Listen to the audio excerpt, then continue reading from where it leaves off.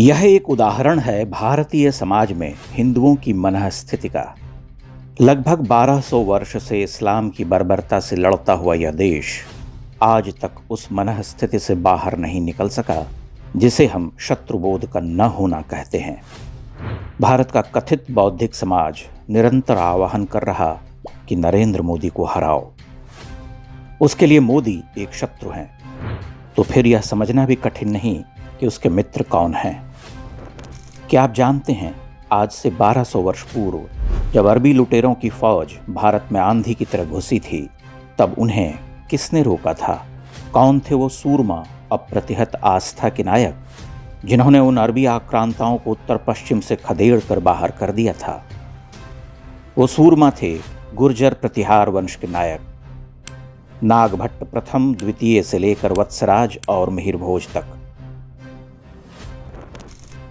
मिहिर भोज ने उन आक्रांताओं को सबसे कठोर सीख दी थी, लेकिन दुर्भाग्य देखिए कि जब प्रतिहार वंश के राजा उन आतंकियों से लड़ रहे थे, तब दक्कन में राष्ट्रकूट के राजा उन्हें प्रवेश का मार्ग दे रहे थे। यही वो विकट आत्मसंहारी भूल है जिसने बाद में दक्षिण में खिलजियों और तुगलकों को पांव पसारने के अवसर दिए। फिर दक्षिण में क्या हुआ सभी जानते हैं। उसकी सबसे भयावह परिणति महान विजयनगरम का ध्वंस है।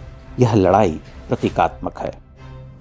भारत हमेशा से दो मोर्चों पर लड़ता रहा, एक बाहरी शत्रुओं से, दूसरा भीतरघातियों से। क्षत्रियों के संघर्ष और स्वतंत्रता का युद्ध लड़कर भारत स्वतंत्र हुआ, लेकिन पाकिस्तान की शर्त पर। उस विभाजन काल में लाखों लाख हिंदू नृशंसता से मारे गए। पाकिस्तान, अफगानिस्तान लगभग हिंदू विहीन हो गए। भारत में मुसलमानों की जनसंख्या कई गुना बढ़ गई, जो कि आज भी बढ़ती ही जा रही है। यहाँ तक कि देश के कई प्रांतों के कई जिलों में वे बहुसंख्य हो चुके हैं। उनके आतंक के समाचार इतने आम हो चुके हैं कि हिंदुओं को उन समाचारों से अब कोई कष्ट नहीं होता। यह नीम बेहोशी जारी है। इसीलिए आज का लेखक, पत्रकार और कथित बौद्धिक आह्वान करता है कि मोदी को परास्त करो, वह भारत का शत्रु है। यूरोप की ओर आंख उठाकर देखिए। इंग्लैंड में रहने वाले भाईजानों के उत्पात बढ़ते जा रहे हैं और अब उन्होंने ऐलान कर दिया है कि अगर इंग्लैंड के अंग्रेज़ों को वो पसंद नहीं तो अंग्रेज़ देश छोड़कर जा सकते हैं, हम तो यहीं रहेंगे। ऐसी ही घोषणाएं और मंशाएं भारत में लंबे समय से देखी जा सकती हैं। कश्मीर उदाहरण है। बंगाल के कई क्षेत्र हिंदू विहीन हो चुके हैं। केरल की यही स्थिति है। देश के कई हिस्सों में आतंक जारी है। कर्नाटक में सत्ता बदलते ही मारपीट, हत्या और धमकियां आम हो चुकी हैं, लेकिन भीतरघातियों की आंख नहीं खुली। उनके लिए मोदी सबसे खराब नेता हैं।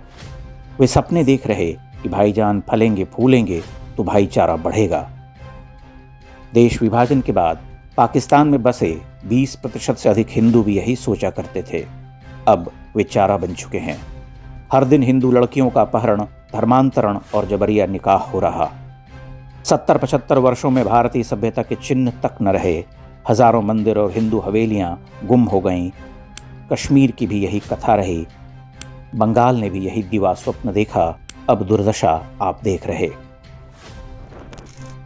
भारतीय जनमानस के लिए यह संघर्ष निर्णायक है। लोकतंत्र की लड़ाई में उनकी उदासीनता अथवा मेरे एक वोट से क्या अंतर पड़ता है कि मानसिकता कितनी भयावह और यंत्रणा में हो सकती है, इसका आकलन उन्हें नहीं है। ऊपर से ये सेक्युलर कवि लेखक जो समाज को निरंतर पथभ्रष्ट कर अंतहीन दास्ता की ओर ले जाना चाहते हैं। हिंदुओं का इतिहास और वर्तमान दोनों सामने है। वह अपने भाग्य का विधाता है। उसे तय करना होगा कि वह अपना और इस देश का कैसा भविष्य चाहता है।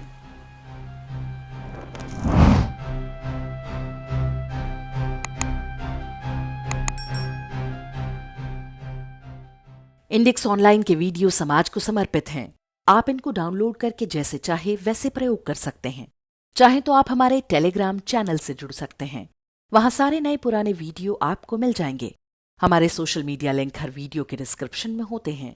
हमारा एकमात्र उद्देश्य हिंदू समाज को जागृत और एकजुट करना है। इसमें सहभागी बने। धन्यवाद।